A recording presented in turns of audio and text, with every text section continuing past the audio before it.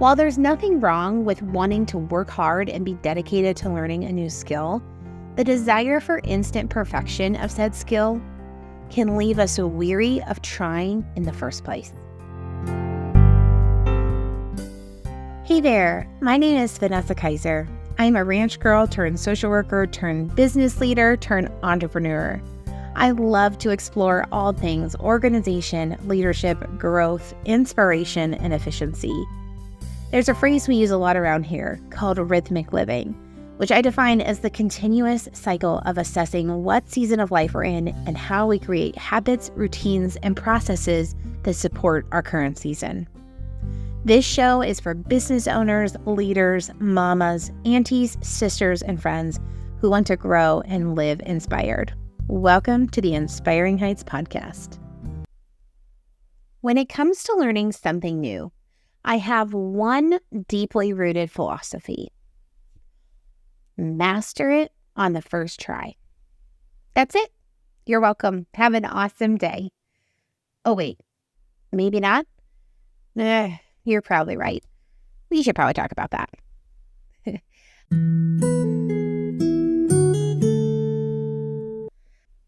If you've been around Inspiring Heights for much time at all, you know that I am all about finding ways to make life a little easier.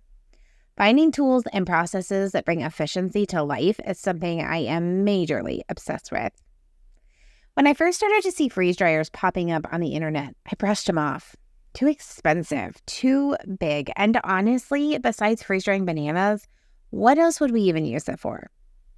But as time went on and I started to see these super cool things that internet friends were doing with their freeze dryers, like preserving an overabundance of farm fresh eggs or making soup in a jar that only needs water to be a nutritious and delicious meal on a busy night, getting a freeze dryer really started to pique my interest.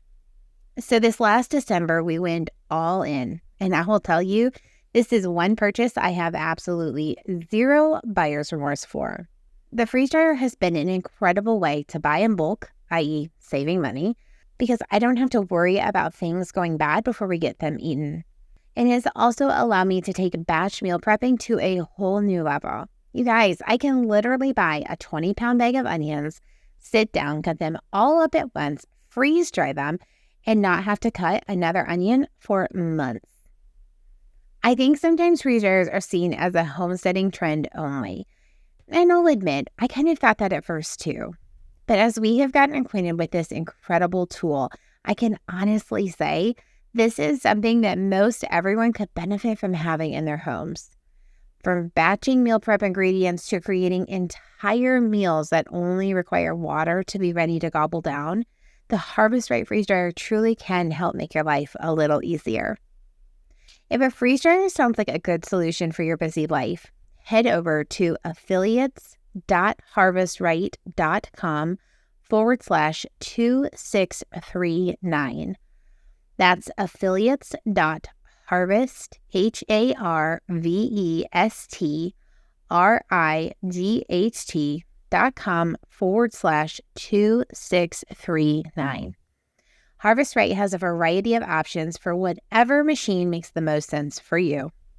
By the way, if freeze drying sounds like a solution that you need in your home right now, I have the best news. Harvest Right is running a huge summer sale with up to $300 off a freeze dryer. Again, just head over to affiliates.harvestright.com/2639 to check it out. In case you can't remember that, there's a link for you in the show notes. A few years ago, Annie F. Downs wrote a book called That Sounds Fun, and I'll link it for you here in the show notes if you want to check it out. I read that book as soon as it became available, so it's been a bit of time since I've read it, but the premise of the book resonated so deeply with me, and it was this. Let's stop being afraid of trying new things and failing. We are never going to find new hobbies or skills that we are good at if we don't try new things and stink them up for a bit. If you've been around for long at all, I am positive that you have heard me tell this story, but in case you haven't, I can sum up my lifelong posture on quick mastery with just this one story. When I was growing up, probably somewhere between 10 and 13 years old, one of my besties was very proficient in knitting. And I just found the needles and the yarn to be so quaint. I really wanted to learn. And so one day she was attempting to teach me everything that she knew. And as we were getting started, I promptly asked, am I going to be able to knit a bag today? She was kind, and she tried to couch the giant heck no that was running through her head. So she replied with a gentle, perhaps we should start with something a little simpler. My response? No, I totally have this, and I really want to make a bag.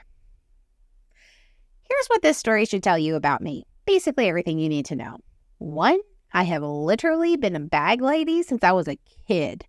I think I came out of the womb loving bags, actually.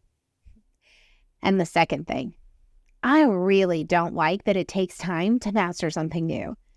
I just want to know it well, and I want to know it fast. I wanted to master knitting to the point of making a functional bag in one day on day 1. I wish I could tell you that I have outgrown this foolish posture, but the truth of it is, I still fight against it all the time.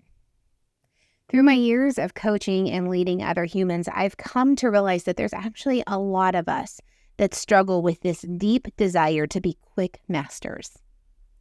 While there's nothing wrong with wanting to work hard and be dedicated to learning a new skill, the desire for instant perfection of said skill can leave us weary of trying in the first place. If we aren't good with hand-eye coordination, we may never pick up a pickleball racket because we know for sure that we aren't going to be invited to the pickleball Olympics anytime soon. If we don't know as much about the business as the business owner themselves, we may not apply for the job because we know we're going to have to work our way up in knowledge and skill instead of starting in the corner office.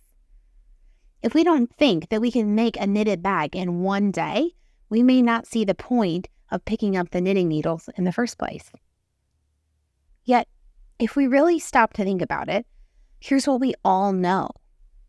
That time, repetitive practice, and diligence in learning, it will grow our skill muscle. It happens from the time that we're born until the time that we die. Babies don't come into the world knowing how to walk, but through lots of attempts at pulling themselves up and wobbling across the floor and tumbling down and getting back up, eventually it leads to steady walking and then running and then climbing and so forth.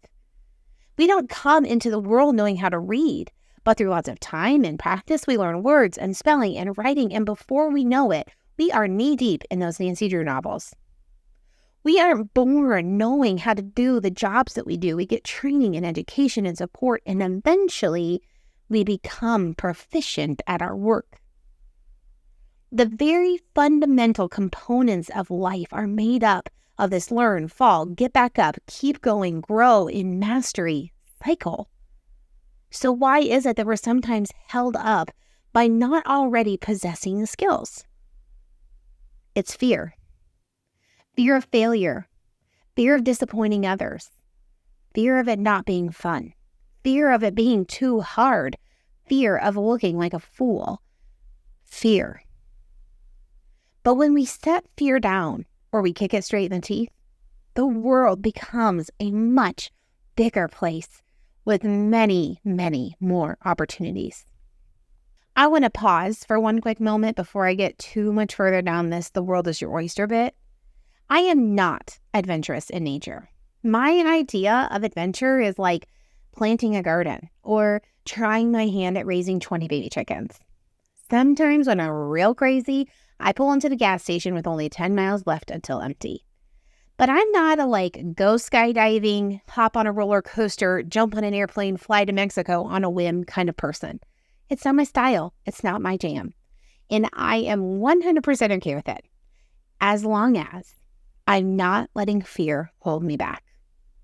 Except for when it comes to heights and airplanes, and then I'm totally okay with fear keeping me safely on the ground. Amen?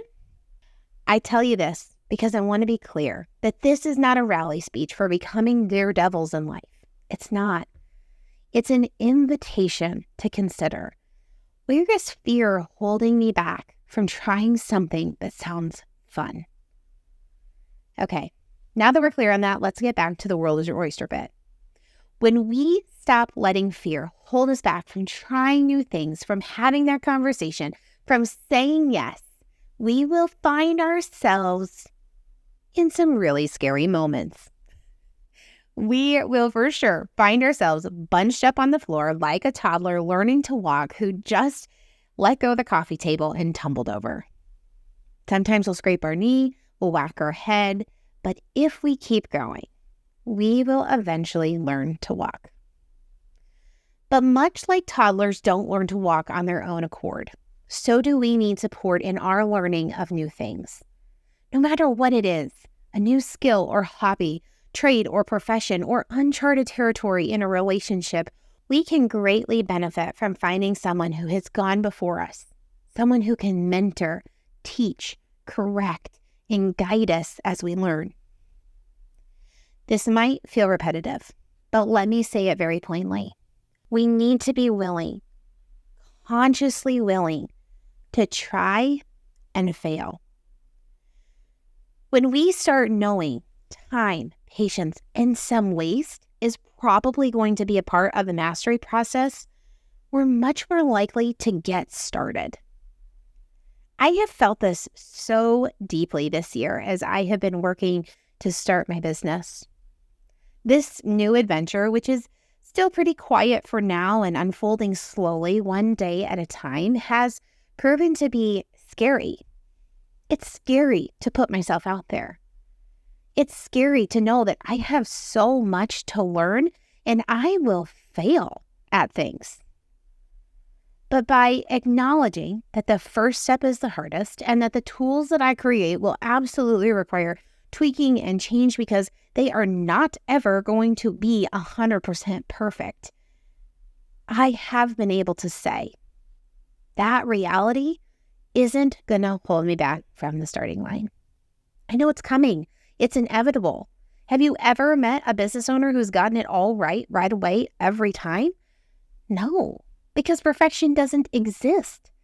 But I've met a lot of successful business owners who have pushed through trials, who have learned from their mistakes, and who continue to take risks and hone their skills. And I've decided in 10 years, I want to be the business owner that the current Vanessa is looking to for mentorship. The one who can say, oh yeah, I stunk up a lot of different ideas over the years. I've learned some hard lessons, but that's the secret, sis. Learning from our failures. Here's a few more thoughts on how we get to be that old wise mentor that we long for in our new adventures. Keep track of what's working and what doesn't. No matter what the new skill is that you're dipping your toe into, whether it's learning to knit or starting a business, it's helpful to have a way to remember what we're learning. Think of it like a sports team who watches their game tape. They review each play and discuss. Here's what went right, and other times here's where we went wrong. The hope isn't just to hash through the game that they just lost. The idea is that by studying their moves, they learn how to hone their skill to score future victories. In the same way, we can learn from keeping track of what we're learning. It depends on the skill that you're working on, as well as your personality, on how you may go about doing this. For some, it's a notebook. For others, it's the notes app on your phone. Perhaps it's talking through the successes and losses at the end of a month or quarter with someone else. Whatever it is, find a way to record that game tape of your skill. Then there's the age-old practice, practice, practice. I had a piano teacher once that taught me to drill sections of a song when I was struggling. Play it over and over with just your right hand and get the fingering correct and understand the tempo, and then add your left hand and then play it over and over until it's comfortable and easy, she'd say. This drill method, it's literally applicable to our whole life. Trying to learn something new at work? Look for every opportunity to do that same task over and over again. Learn from others, review the process, get comfortable with the task at hand. Picking up those knitting needles for the first time, Practice a basic stitch over and over again until it becomes second nature. And then once it's comfortable, something that you can do without even looking at it, you can add in more stitches. Listen, we can't strong arm our way into mastery of a new skill. Trust me, I've tried. We have to take some hard knocks. We have to take time to understand. And all of that said, we should never underestimate the power of hard work because there is no mastery without it. Last but not least, let's give each other permission that we do not have to master everything that we try or do. Y'all, I still can't knit a bag, and it has been, a few years since my first knitting lesson. Here's the deal. I pick up knitting in the winter for a couple of months. I make something square or rectangle, and then I put it away until the next year. I've learned some new stitches that I add in every so often just for fun, but I don't knit 12 months out of the year, so I am by no means a master knitter. Does that mean that I failed? No, it doesn't. It means that I have other hobbies and things that I do throughout the year that are prioritized above knitting, and I am 100% okay with that. We don't have to conquer each thing that we set out to learn. We aren't going to. If we did, it would either mean that we don't know how to do very much, just a few things very, very well, or we're some kind of really unique genius. It is okay to prioritize our time. It is okay to be mediocre at something, but enjoy it anyway. Chasing mastery can turn into chasing perfection. I contend they are two different things, but mastery can easily turn into Perfection Avenue if we're not careful. Friend, it is okay to be a beginner at something forever. So I ask you, what sounds fun to you? What have you put off trying to do because you're afraid? Today's the day. Find someone who's gone before you. Give yourself permission to fail. Put a review process in place. Work hard, practice, and most importantly, enjoy the journey. Before I go, in our last episode, Seasons of Change Summer Edition, I mentioned that we have created a free survival mode guide for you.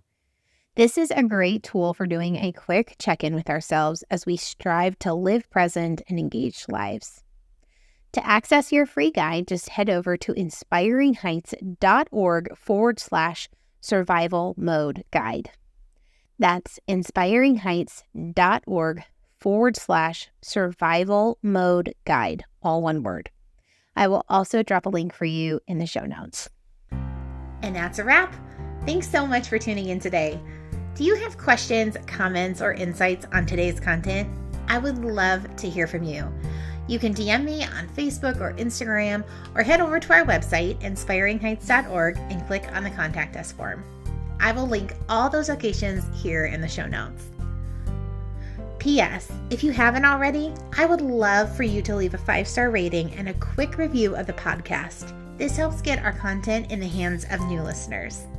Don't forget to sign up for the newsletter and follow us on social media for rhythmic doses of inspiration. All right, friends, take a deep breath and be inspired where your feet are. Bye for now.